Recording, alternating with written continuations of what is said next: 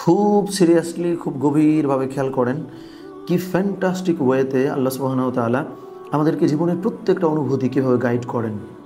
So যখন রাসূলুল্লাহ সাল্লাল্লাহু আলাইহি ওয়াসাল্লাম অলরেডি হতাশার মধ্যে আছেন, ওই মোমেন্টে আল্লাহ সুবহানাহু ওয়া তাআলা সূরা দুহা শুরু করলেন ওয়াদ-দুহা, এমন একটা ওয়ার্ড দিয়ে যে শপথ দিনের প্রথম প্রহরের। এখন আসেন, দুঃখ, দুশ্চিন্তা, হতাশা এইটা সম্পর্ক কিন্তু ডার্কনেসের সঙ্গে, তাই না? যে আমরা যখন দুঃখে আছি তার মানে কি ওইটা রিলেশনটা হলো ডার্কনেস বা নেগেটিভিটি বা এগুলোর সঙ্গে। তো ওই মোমেন্টে আল্লাহ সুবহানাহু ওয়া তাআলা রাতের কথাটা আগে না বলে আল্লাহ সুবহানাহু ওয়া তাআলা আগেই বলছেন ওয়াদ-দুহা, শপথ দিনের প্রথম প্রহরের। তার মানে তুমি যেই দুঃখের মধ্যে আসো এইটা রিয়েলিস্টিক না, বা এটাই বাস্তব না, এটাই ফলাফল না, বরং শপথ দিনের প্রথম প্রহরের। দেখেন, আমি সবসময় একটা কথা বলি যে আমরা কেন আমাদের জীবনের সমস্ত কিছু কোরআন এবং হাদিস থেকে নেব, রাসূলুল্লাহ সাল্লাল্লাহু আলাইহি ওয়াসাল্লামের জীবন থেকে নেব, কোরআন থেকে নেব, কেন নিব?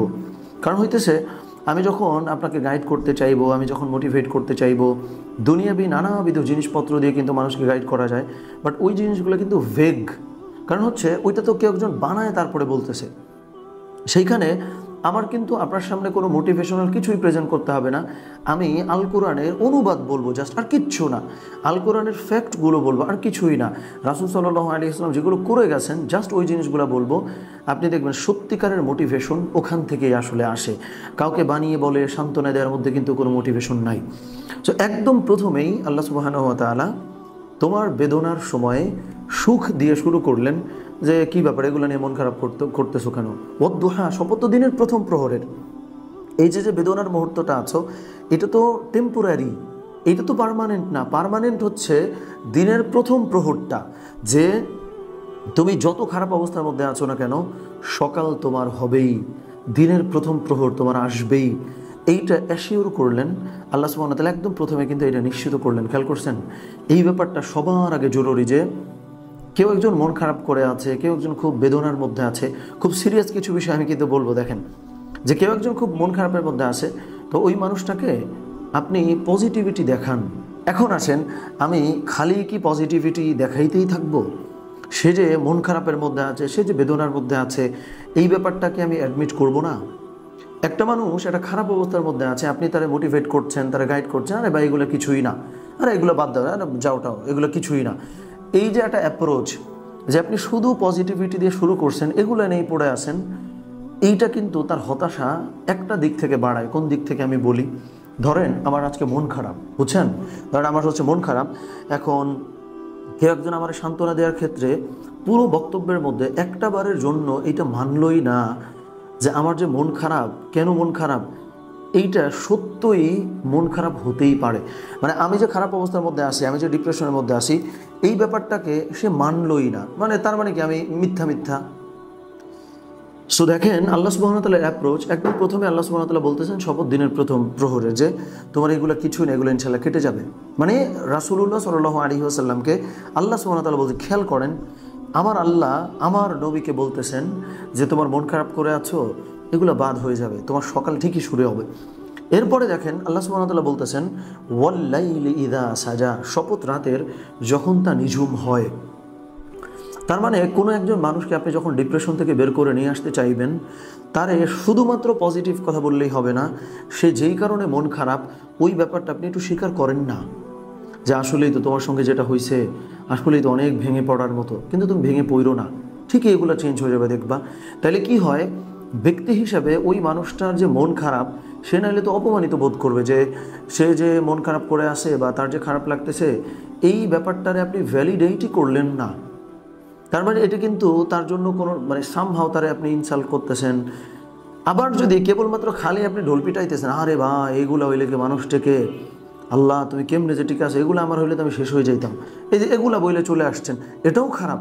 আবার বলতে আরে ভাই বাদ দে, এগুলো কিছুই না, এটাও খারাপ। তার মানে হচ্ছে ওই যে ব্যালেন্স আল্লাহ সুবহানাহু ওয়া তাআলা আবার আপনার জীবনে যে খারাপ জিনিসগুলো ঘটবে, ওই টাইমে প্রপার ব্যালেন্সটা আমরা যেন এনশিওর করতে পারি বা নিশ্চিত করতে পারি, এই ব্যাপারটা অনেক বেশি জরুরি।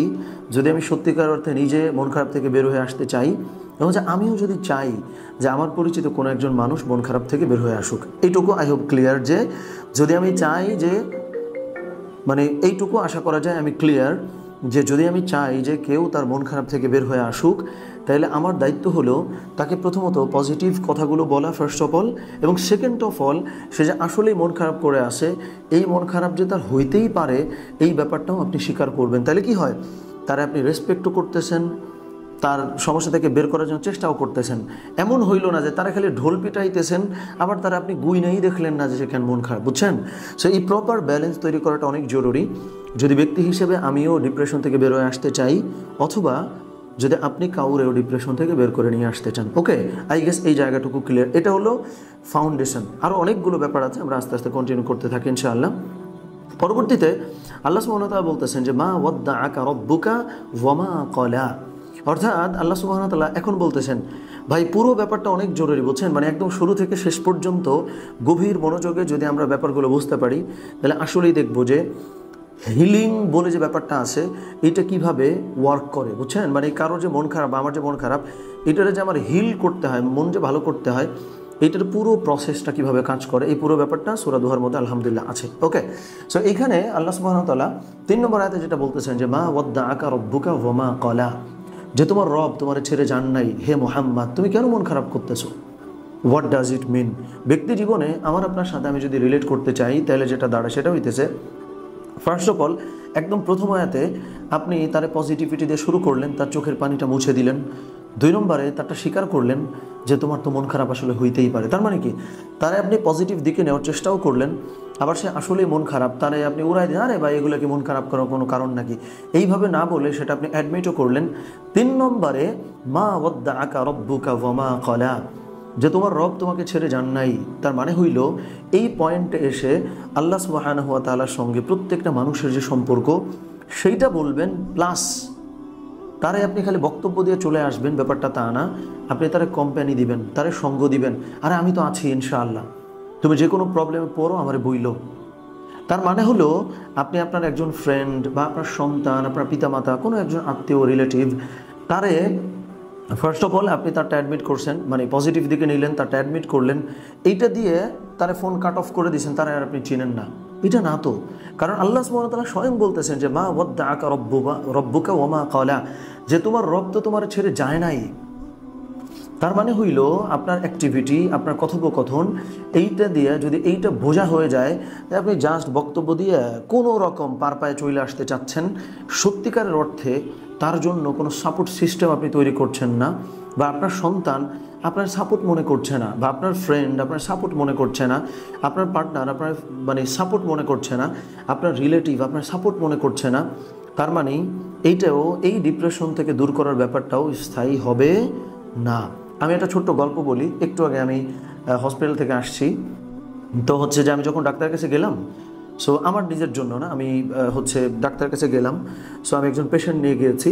সো যখন আমি ডাক্তারের কাছে গেলাম, যাওয়ার পরে আমি খুব বিস্মিত হয়ে গেলাম যে একজন ডাক্তার এত ফ্রেন্ডলি কীভাবে হইতে পারে। মানে ইভেন আমি ডাক্তারে বইলেও ফেলছি যে ম্যাম আমি তো অনেক ডাক্তারের কাছে এই পর্যন্ত গেলাম, সো হচ্ছে যে এত সময় দেয় রোগীকে, এরকম কোনো ডাক্তার আমার লাইফে আমি কোনো দিন পাই নাই। তো তখন হচ্ছে ওই ম্যামের সঙ্গে আলাপকালে একটা কথা ফুটে আসছে, এআই বা আর্টিফিশিয়াল ইন্টেলিজেন্স। তখন আমি এটাও বললাম যে ম্যাম, যেই সমস্ত ডাক্তাররা মানে রোবোটিক ওয়েতে ট্রিটমেন্ট করে, যে রোগী আসছে আপনি এটা করেন, এটা করেন, এটা করেন, ওকে ফাইন, এই ওষুধ খান, ভাই এই কথাগুলো তো চ্যাট জিপিটিও বলে। তবে এমনি মজা করে বললাম যে ম্যাম ওই ধরনের ডাক্তার যারা, তারা রিপ্লেসড হয়ে যাবে, কিন্তু আপনার মতো যারা ডাক্তার তাদেরকে তো আসলে রিপ্লেস করা সম্ভব না। সো যাই হোক, এই কথা কেন বলতেছি, ওই ম্যাম একটা খুব সুন্দর জিনিস বললেন যে অনেক পেশেন্ট যাদের জন্য আসলে সাপোর্টের দরকার হয়, একটা কমিউনিটির দরকার হয়, ওই ডাক্তার বা ওই ম্যাম কী করেন আমি বলি, ওনার হচ্ছে একটা কমিউনিটি আছে, মানে হচ্ছে ওই কমিউনিটিতে ধর নির্দিষ্ট একটা রোগ নিয়ে কেউ একজন গেছে, তো তার একটা লাইফস্টাইল চেঞ্জ করা দরকার, যার ফলে ওই ম্যাম ওই লাইফস্টাইলের কিছু মানুষদেরকে একত্র করে বিভিন্ন এক্সারসাইজ করান, ব্যায়াম ট্যাম করান। সো তার মানে হইল একজন পেশেন্ট যখন তার কাছে গেল, যাওয়ার পরে তার ট্রিটমেন্ট করে কোনো রকম ওষুধ টষুধ দিয়ে সে চলে গেছে। এখন সব ডাক্তার এটা পারবে না, এটা খুব স্বাভাবিক, কিন্তু দেখেন এই যে অ্যাপ্রোচ, ব্যক্তিগত জীবনে আমরাও যদি চাই যে আমি কারো ভালো করতে চাই বা কারো জীবনটা আমি একটু বেটার করতে চাই, ওই জায়গা থেকে ওই যে 1 নম্বর এবং 2 নম্বর আয়াত পর্যন্ত বলে গেলে কিন্তু হবে না, বুঝছেন? এই জায়গাটাতে আমাদেরকে তারা সাপোর্ট দেওয়া, সে যেন এটা ফিল করে যে সে সামহাও কোনো একটা কিছুর সাথে কানেক্টেড আছে, এই ব্যাপারটা যদি আমরা করতে পারি, তাহলে হচ্ছে যে মানুষের প্রপার হিলিংটা আসলে করা যায়। ওকে, তাহলে 3 নম্বরে আল্লাহ সুবহানাহু ওয়া তাআলা বললেন। তাহলে ব্যক্তিগত জীবনে আমরা কি করতে পারি? ফার্স্ট অফ অল আমি কিন্তু প্রচুর সাম আপ করতেছি, কারণ আমরা অনেক সময় ইনফরমেশন মিস করে যাই। সো পুরো সূরাটা আমরা যেন একবারে ব্রেইনে ধরে ফেলতে পারি। সো তাইলে ফার্স্ট অফ অল আমি যারই হতাশা দূর করতে চাই, প্রথমত তার পজিটিভ কিছুটা আমাকে বলতে হবে। ওয়াদ্দুহা, সকালবেলাটা সুন্দর, এরকম কিছু একটা, মানে সুন্দর বলতে এটা তো আপনার মেটাফোর দিয়ে আমাদেরকে বুঝে নিতে হবে। এরপরে হইল কেন সে মন খারাপ, এইটা আপনি স্বীকার করবেন, খুব আদর করে তার কাছ থেকে জিনিসগুলো বোঝার চেষ্টা করবেন। 3 নম্বরে সে যেন এটা ফিল করে যে সে আপনার সাথে কানেক্টেড আছে। তো এইভাবে করে আমরা করতে পারি। ধরুন ব্যক্তিগত জীবনে, তাহলে আমাদের ক্ষেত্রে কি কোনটা প্রযোজ্য?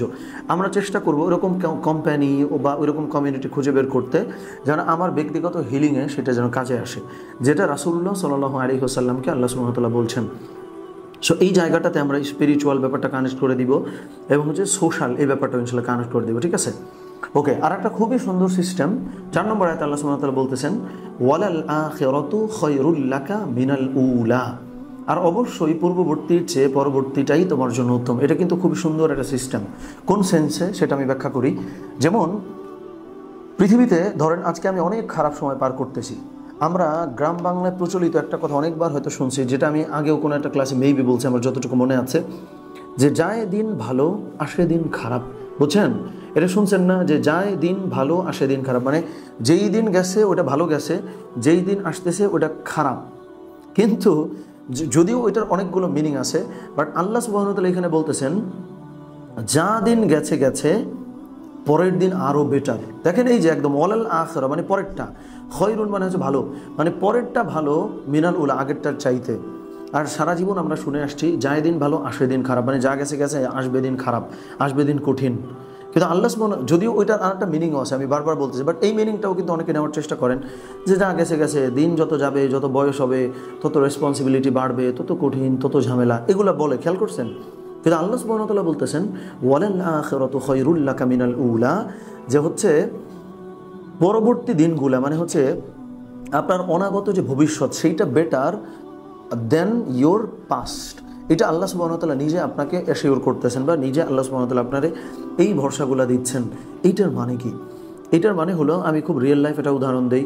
কারণ ব্যক্তিগতভাবে আমরা যাই বলি না কেন, আপনি খেয়াল করেন আজ থেকে 5 বছর আগে, মানে বর্তমানে যে পেইনগুলোর ভেতর দিয়ে আপনি যান, বা যেই কঠিন সময়গুলো আপনি পার করছেন, আপনি আমার বলেন তো আজ থেকে 5 বছর আগে, আমি আবার প্রশ্নটা করি, বর্তমানে আপনি হয়তো খুব কঠিন একটা সময় পার করতেছেন, ঠিক আজ থেকে 5 বছর আগে এই কঠিন সময়টা আল্লাহ সুবহানাহু ওয়া তাআলা যদি আপনার জীবনে নিয়ে আসতেন, আপনি আমার বলেন তো, প্রয়োজন চ্যাট বক্সে লিখে জানান, বা অ্যাটলিস্ট নিজেরা নিজে আনসার করেন, যে আজ থেকে 5 বছর আগে এই কঠিন জিনিসটা আপনার জীবনে যদি আসতো, আপনার কি মনে হয় আপনি পার পাইতেন? আমি আবারও বলতেছি, মানে বর্তমানে আপনি হয়তো এমন কোনো কঠিন একটা সময় পার করতেছেন, এই কঠিন সময়টা আপনি ঠিক 5 বছর আগে চিন্তা করে ফেলেন, তখন আসলেই এইটা আপনি কি ডিল করতে পারতেন না। তার মানে হইল আল্লাহ সুবহানাহু ওয়া তাআলা আপনার ক্যালিবার বাড়ায় দিয়েছেন, এই ব্যাপারটা আপনি একটু চিন্তা করেন। তার মানে কি আপনার দিন কি ভালো হয়েছে না? আপনার সামনের দিন তো আরও ভালো হবে ইনশাআল্লাহ। আমি আবার বলি, একটু বোধহয় কমপ্লিকেটেড হয়ে গেছে, মানে বর্তমানে আপনি যেই ব্যাপারটা ফেস করছেন, ঠিক এই ব্যাপারটা আজ থেকে 5 বছর আগে যদি আল্লাহ সুবহানাহু ওয়া তাআলা আপনাকে দিয়ে ফেস করাইতেন, আপনি পারতেন ডিল করতে। আপনি বরং 5 বছর আগের থেকে আগাইছেন, এটার প্রুফ হইল আপনার ক্যালিবার বেড়েছে, আপনি অনেক কিছু সইতে পারেন, অনেক কিছু করতে পারেন, আপনার শক্তি বেড়েছে, আপনার হচ্ছে মেন্টাল স্ট্রেংথ বেড়েছে, আপনার সহ্য করবার ক্ষমতা বেড়েছে, আপনার ম্যাচিউরিটি বেড়েছে। তার মানে কি আপনি ভালো করেন নাই আগের চাইতে? এইটাই হচ্ছে বিষয়, যে আল্লাহ সুবহানাহু ওয়া তাআলা যে বললেন যে অবশ্যই পরবর্তীটা পূর্ববর্তীর চাইতে ভালো। এখন আমাদের সমস্যাটা হইতেছে, আমরা পরবর্তীটা বলতে বুঝি হইল এখন যেমন আছি 5 বছর পরেরটা, কিন্তু আপনি যদি একটা ব্যাপার প্র্যাকটিক্যালি বুঝতে চান, তাইলে এইটা তো প্রক্রিয়া না, তাই না? পরবর্তীটা মানে কি? আপনি বর্তমানে যেটা করতেছেন 5 বছর আগের সেন্সে, এটা কি পরবর্তী না? তাহলে বর্তমানে তো আপনি আসলেই ভালো আছেন, এবং ইট মিনস আপনি ফিউচারে আরও ভালো করবেন ইনশাআল্লাহ। কারণ হইল, এটা আমি অনেক ছোটোবেলায় খুব ইন্টারেস্টিং একটা লাইন পড়ছিলাম, যে পৃথিবীতে বর্তমান বলে আসলে কিছু নাই। যদিও এটা আলাদা ডিসকাশন, যে তাইলে বর্তমান বলে কিছু, এটা কেমন কথা, সো ওই আলোচনায় আমি না যাই। তো আমি যে ইন্টারেস্টিং লাইনটা ছোটোবেলায় পড়ছিলাম, যে পৃথিবীতে বর্তমান বলে কিছু নাই, কারণ হইল আছে যেটা, সেটা হলো অতীত আর হলো ফিউচার। বুঝছেন? মানে আপনি একটা কথা এই যে বলতেছেন, তার মানে এটা কি চলে গেছে না, তার মানে এটা তো পাস্ট। আর একটা কথা আপনি এখন বলবেন, তার মানে এটা তো ফিউচার। মানে আপনি খেয়াল করেন, সত্যিকারের অর্থে নাও বলে পৃথিবীতে কিছুই কিন্তু নাই। ন্যানো সেকেন্ডস হোক, একটা মুহূর্ত হোক, বা সময়ের একটা কণা হোক, এটা হয় চলে গেছে বা আসতেছে। সো যেটা আগামীকাল আসতেছে ওইটারে হয়তো আমরা বর্তমান মনে করি, যেটা গতকাল গেছে ওইটারে হয়তো বর্তমান মনে করি। কিন্তু মূলত সব কিন্তু অতীত আর সব হচ্ছে ফিউচার।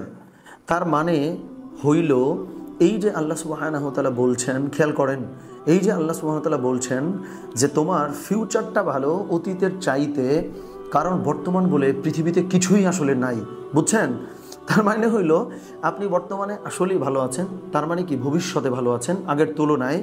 এবং এইটা যদি আপনি কৃতজ্ঞ হন, তাইলে আল্লাহ সুবহানাহু ওয়া তাআলা লা ইন শাকারতুম লা আযীদান্নাকুম, যদি তুমি খুশি থাকো তাহলে তোমার নিয়ামতটাকে আল্লাহ সুবহানাহু ওয়া তাআলা বাড়ায় দিবেন।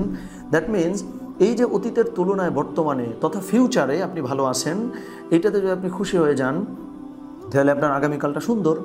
তো রাসূলুল্লাহ সাল্লাল্লাহু আলাইহি ওয়াসাল্লামকে এই ব্যাপারটা দেখেন, এই জিনিসগুলা মনে করায়া আল্লাহ সুবহানাহু ওয়া তাআলা রাসূলুল্লাহ সাল্লাল্লাহু আলাইহি ওয়াসাল্লামের হিলিংটা করছেন, বুঝছেন? এটা কিন্তু খুবই ইন্টারেস্টিং একটা ব্যাপার যে রাসূলুল্লাহ সাল্লাল্লাহু আলাইহি ওয়াসাল্লাম খুব খারাপ সময় পার করছেন, ওই মোমেন্টে আল্লাহ সুবহানাহু ওয়া তাআলা বলে দিচ্ছেন যে এই মুহাম্মদ সাল্লাল্লাহু আলাইহি ওয়াসাল্লাম, কী ব্যাপার, তোমার তো একটা টাইমে টাকা পয়সা ছিল না।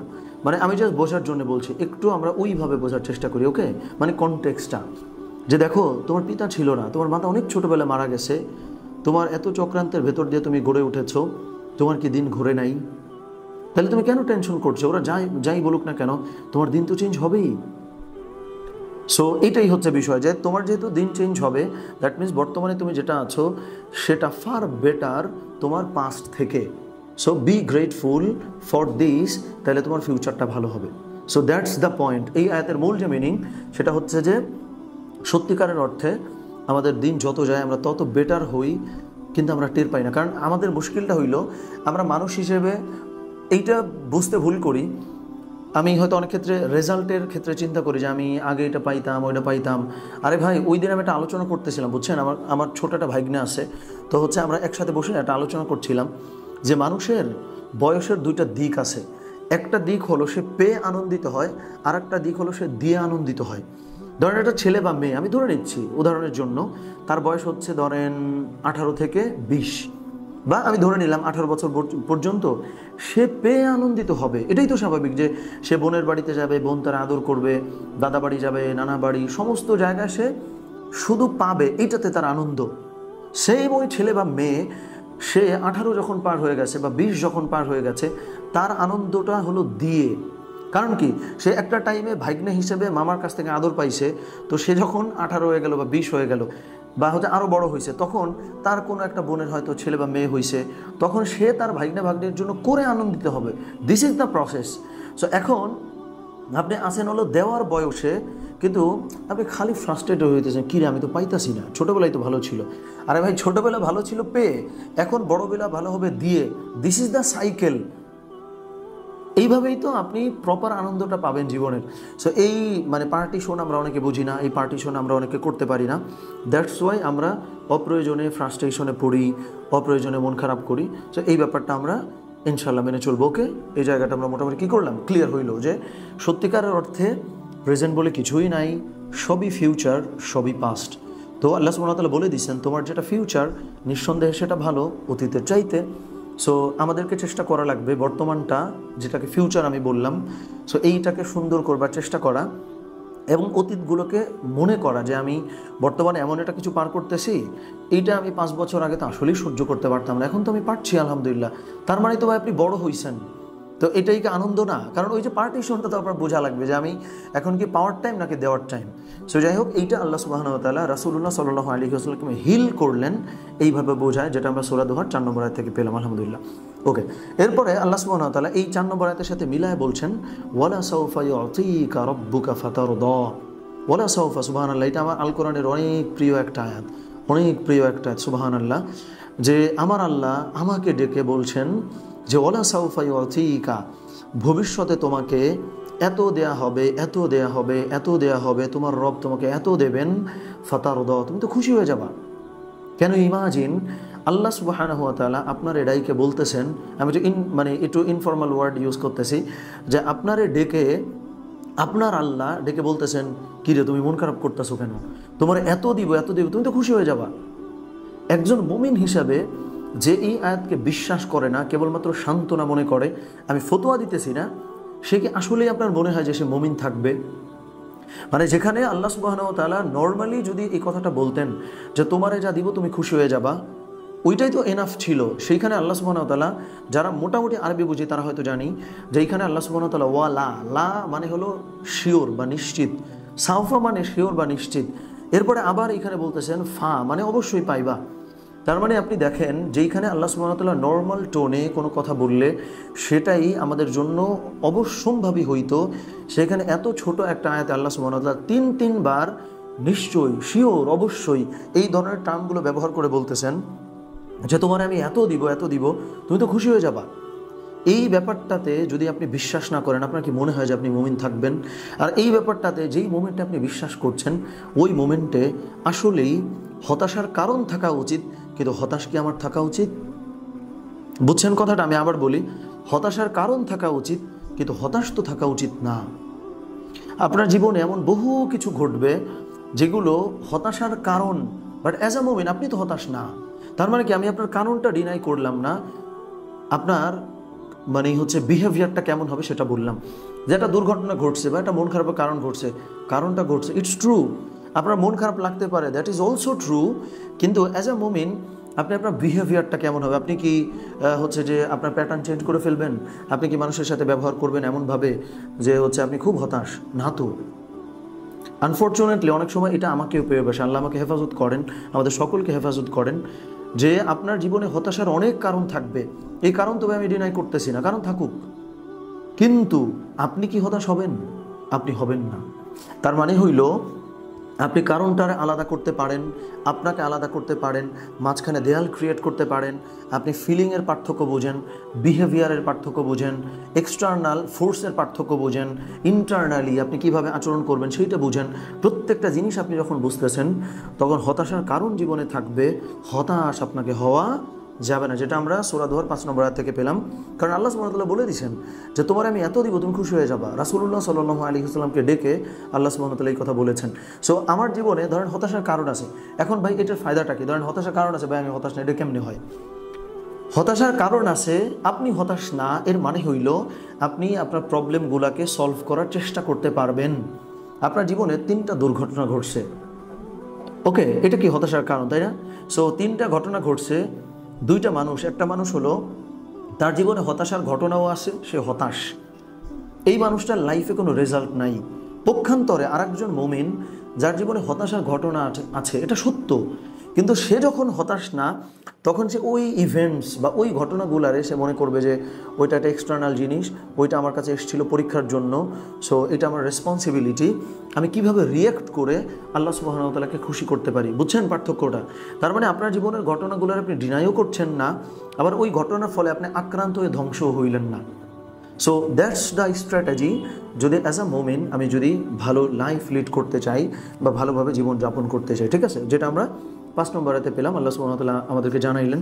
6 নম্বর আয়াতে আল্লাহ সুবহানাহু ওয়া তাআলা কিছু ঘটনা স্মরণ করায় দিচ্ছেন, যেটা নিয়ে আমরা খুব একটা লম্বা হয়তো এই অংশটা না করলেই হবে।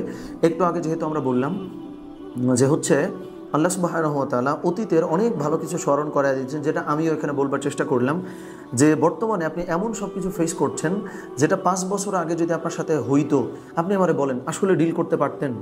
তার মানে তো আপনি বড় হয়েছেন, মানে আপনি যে গ্রো করছেন আল কোরআন মতে, এটার মানে কি যে এখন এমন কিছু আপনার সাথে ঘটতেছে যেটা আপনি সহ্য করছেন, এই ঘটনার ঠিক 5 বছর আগের আপনার মাথায় চাপায় দেন, আপনি তো শেষ। এটাই আল্লাহ সুবহানাহু ওয়া তাআলা বলতেছেন যে ওয়ালাল আখিরাতু খায়রুল লাকা মিনাল উলা, যে তোমার পেছনে যা ছিল তার থেকে ফিউচার বেটার। বুঝছেন? সো এই ব্যাপারটা আল্লাহ সুবহানাহু ওয়া তাআলা আরও মনে করায় দিচ্ছেন যে দেখো তুমি একসময় এতিম ছিলা, তারপর আল্লাহ সুবহানাহু ওয়া তাআলা তোমাকে আশ্রয় দিয়েছেন। ওয়াজাদাকা দাল্লান ফাহাদা, একদিন তুমি অনবহিত রূপে ছিলা। অনবহিত মানে হলো কোন পথে আমি যাব, রাসূলুল্লাহ সাল্লাল্লাহু আলাইহি ওয়াসাল্লাম যখন এই পথটা খুঁজতেছিলেন, সো ওই ফেজ মানে কি তিনি জানতেন না, তাই না? নবীজির শানে অনেকেই হয়তো নেগেটিভ ওয়ার্ড ইউজ করে, এটা আমরা করবো না ইনশাআল্লাহ, ওকে? যেমন আমরা দেখেন বাংলাতে এখানে বলছি কি অনবহিত রূপে, তো একটা মানুষ তো একটা জিনিস নাই জানতে পারে। সো রাসূলুল্লাহ সাল্লাল্লাহু আলাইহি ওয়াসাল্লাম সত্য খুঁজে বেড়াচ্ছেন, হেরা গুহায় বসছেন, স্মরণ করছেন, চিন্তা করছেন। তার মানে কি, একটা টাইমে তুমি অনবহিত অবস্থায় ছিলা, তারপরে তোমারে তো আমি পথ দিছি। তুমি একটাবার চিন্তা করো তো, বর্তমানে তুমি যেগুলো সহ্য করছো, যেগুলো ডিল করছো, এগুলো তখন তুমি পারতা না তো। তো এরপরে আল্লাহ সুবহানাহু ওয়া তাআলা আবার বলছেন যে ওয়াজাদাকা আইলান ফাআগনা, আর তিনি তোমাকে নিঃস্ব পেয়েছেন, তারপরে তিনি তোমাকে অভাব মুক্ত করেছেন। এটাও আল্লাহ সুবহানাহু ওয়া তাআলা বলতেছেন যে একটা টাইমে তুমি নিঃস্ব ছিলা, কিন্তু আল্লাহ সুবহানাহু ওয়া তাআলা তোমাকে অভাব মুক্ত করেছেন। এই ব্যাপারগুলো স্মরণ করায় দিচ্ছেন যে এটাই আমি একটু আগে তো বললামই। এরপরে আল্লাহ সুবহানাহু ওয়া তাআলা দেখেন, আমাদের হচ্ছে গতকালই তো বোধহয় আমাদের হচ্ছে পিপিএম এর একটা ক্লাস ছিল। সো পিপিএম এর ক্লাসে আমরা কিন্তু একটা কথা বলছিলাম লাস্টের দিকে, যে হইল আপনি যদি স্যাটিসফ্যাকশন পাইতে চান, মানে আলটিমেট সন্তুষ্টি কিসের মধ্যে বলেন তো? এটা কিন্তু কন্ট্রিবিউশনের মধ্য দিয়ে। যে একটু আগে আমি একটা উদাহরণ বলতেছিলাম না, যে একটা টাইম পর্যন্ত পেতে আনন্দিত, যে আমি ভাগ্নে হিসেবে আদর পাবো, আমি হচ্ছে ভাই হিসেবে আদর পাবো, তারপর হচ্ছে সব হিসেবে, সন্তান হিসেবে আমি আদর পাবো, এর মধ্যে আমার আনন্দ। বাট একটা টাইম পরে দেওয়ার মধ্যে আনন্দ। এখন আমাদের ঝামেলাটা কি, আমরা দেওয়ার আনন্দের সময় পাওয়ার আনন্দ মিস করি ভাই। এটা তো একটা মিসম্যাচ, তাই না? এখন তার মানে হইল আলটিমেট প্রশান্তি পাওয়া যায় হইল কন্ট্রিবিউশনের মধ্য দিয়ে, মানে সমাজকে দেওয়ার মধ্য দিয়ে। তো আল্লাহ সুবহানাহু ওয়া তাআলা দেখেন সূরা দোহার লাস্টে এই ব্যাপারগুলোই বলে দিচ্ছেন কিভাবে, ফাআম্মাল ইয়াতীমা ফালা তাকহার, যেহেতু তুমি এতিম ছিলা তাই তুমি কঠোরতা দেখায়ও না। ওয়া আম্মা সাইলা ফালা তানহার, যদি তোমার কাছে কেউ কোনো কিছু চাইতে আসে তুমি তারে সরাই দিও না। ওকে, ওয়া আম্মা বিনিআমাতি রাব্বিকা ফাহাদ্দিস, এবং আমি তোমাকে যে নিয়ামতগুলো দিছি এগুলো তুমি সমাজে প্রচার করো, এগুলো নিয়ে তুমি আলোচনা করো। ঠিক আছে? তার মানে হইল আলটিমেটলি এই যে পুরো সূরা দোহা আমাকে যে একটা ম্যাচিউরিটির জার্নির ভিতর দিয়ে নিয়ে গেল, যে আমি আমার মেন্টালিটি কেমন হবে, আমি কোন মাইন্ডসেটে থাকবো, আমার দুঃখ দুর্দশা হতাশা সেগুলোর আমি কোন চোখে দেখব, এই পুরো জিনিসটা আল্লাহ সুবহানাহু ওয়া তাআলা যখন বলছেন, বলার একদম এন্ড করলেন, কনক্লুড করলেন এটা বলে যে তুমি যদি এগুলারে ধরে রাখতে চাও, যদি এগুলার টিকায় রাখতে চাও, তাহলে তুমি তোমার আনন্দ খুঁজে পাবে কন্ট্রিবিউশন করার মধ্য দিয়ে, মানুষকে দেওয়ার মধ্য দিয়ে। যদি এইটা তুমি কন্টিনিউ করে যেতে পারো, তাহলে তোমার জীবনে আর কোনো হতাশা তোমাকে পেয়ে বসবে না। সো এই অ্যাপ্রোচে আমরা যদি আমাদের জীবনের সমস্ত বিষয়গুলো দেখার চেষ্টা করি, আমরা আমাদের জীবনের সমস্ত বিষয়গুলো বোঝার চেষ্টা করি, আপনি আমারে বলেন আসলেই কি আমার আপনার মন খারাপ হবে? বলেন। আমি আবারও বলতেছি, দেখেন মানে আল কোরআন সুবহানাল্লাহ সুবহানাল্লাহ কি পরিমাণে বিউটিফুল, কি পরিমাণে সুন্দরভাবে আমাদেরকে বলেন। যে আল্লাহ সুবহানাহু ওয়া তাআলা 2 নম্বর আয়াতে বলছেন, এই যে দেখেন এখানে আমি একটু যাই, যে ওয়াল্লাইলি ইযা সাজা, রাত যখন গভীর হয়, মানে আপনার জীবনে দুঃখ আসে, এইটা আপনি অ্যাডমিট করতেছেন। এবং এইটারে আমি চেষ্টা করলাম আরও স্ট্রাকচার করে বলতে, যে মানে ব্যাখ্যাটা, যে আপনার জীবনে হতাশা অবশ্যই থাকবে, আপনার জীবনে হতাশার অনেক ঘটনা থাকবে, বাট আপনি কি হতাশ হবেন? That's the choice. সো যখন আপনি হতাশ হয়ে গেলেন, তার মানে হইল আপনার সাথে যেটা ঘটছে আর আপনি, দুইটার মধ্যে কোনো তফাৎ নাই। তাহলে যখন আপনার সাথে যেটা ঘটতেছে আর আপনি, দুইটার মধ্যে কোনো পার্থক্য থাকছে না, দুইটার মধ্যে কোনো তফাৎ থাকছে না, তখন আপনি আমারে বলেন, তখন মানে আমি আবার বলি, যখন আপনার সাথে যেটা ঘটছে ওইটা আর হইতেছে আপনি, দুইটার মধ্যে কোনো পার্থক্য নাই, আদৌ আপনি এই প্রবলেম কোনো দিন সলভ করতে পারবেন না। বাট অ্যাজ আ মুসলিম আমার যে অ্যাটিটিউড হওয়া উচিত, যে আমার সাথে এটা ঘটছে, ইটস ওকে, এটা আমি অ্যাডমিট করবো ফার্স্ট অফ অল, বাট ওইটাতে আক্রান্ত হয়ে আমি ওকে হতাশ হয়ে যাবো, এটা তো হবো না। কারণ দেখেন ওই যে রাসূলুল্লাহ সাল্লাল্লাহু আলাইহি ওয়াসাল্লামের সাথে যে ঘটছিল, যে ওরা ব্যঙ্গ করছে, কটূক্তি করছে, আল্লাহ সুবহানাহু ওয়া তাআলা ওই মুহূর্তে ওদের মানে জবানে কষ্টে পেঁচায় দিয়েছেন, যে ওরা আর বলতে পারে নাই এটা কি ঘটছে, এটা তো ঘটে নাই।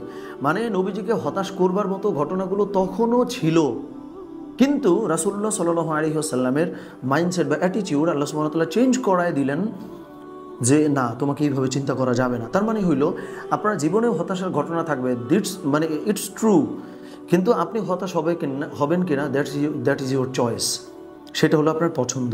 সো এই অ্যাটিটিউডে যদি আমরা আমাদের জীবনের ঘটনাগুলো বোঝার চেষ্টা করি বা দেখার চেষ্টা করি, সত্যিকারের অর্থে আপনি আমারে বলেন আসলেই কি আমরা হতাশ হব, বা হতাশ হওয়ার কথা আমাদের না তো। সো এই ব্যাপারগুলো আমরা অবশ্যই চেষ্টা করব। তো আল্লাহ সুবহানাহু ওয়া তাআলা আমাদের সকলকে এই ব্যাপারগুলো মেনে চলবার তৌফিক দান করেন।